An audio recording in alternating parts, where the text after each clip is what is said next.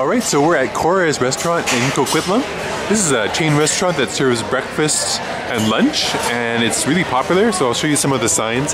This is Apple, what does that say? April 89. April 89. And you can see the nice decor here. So here we got our food. First of all, I start off with a glass of orange juice. And we have the, it's like an omelette and a crepe mixed together with ham and cheese. And it comes with hollandaise sauce on top, so it really looks really good. And it came with some fruit, and I opted for the toast on the side, which I will let my friend eat because I don't really like toast, kind of dry. And he ordered the similar thing with the vegetarian one with spinach and cheese and some potatoes. Here we go. It's pretty nice.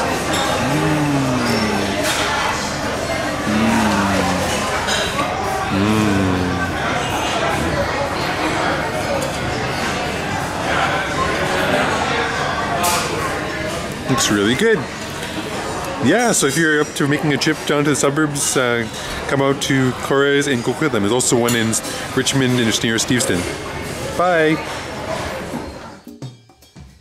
This is like the upbeat version of the evil castle.